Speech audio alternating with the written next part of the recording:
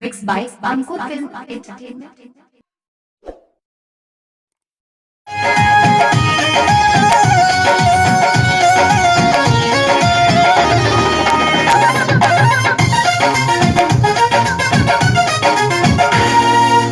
जान मारे लाला काला हंगवाए गोरी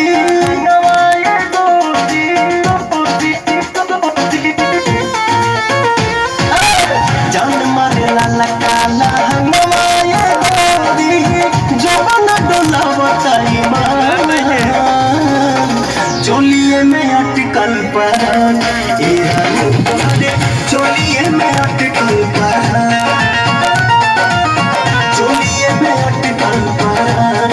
रानी तुहरे चोलिए में अटकल परान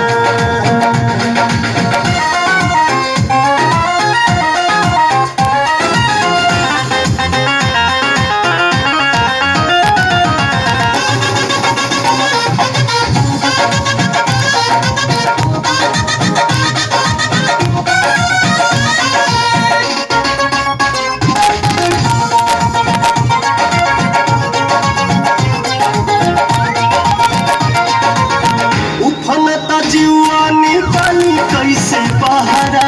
डरता नहीं लगे न खरोच कहीं तहरा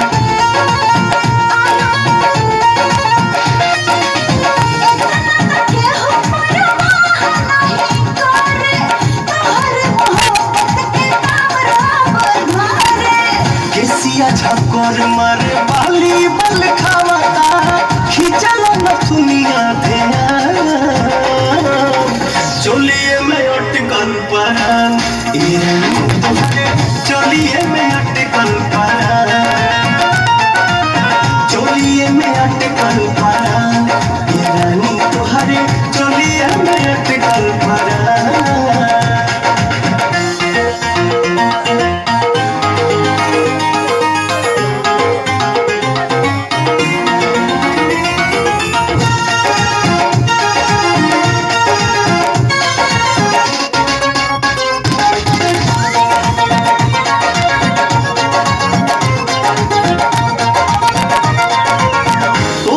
जवानिया हमिया बसातिर देखे नहीं देता पर्दा करे काहे खातिर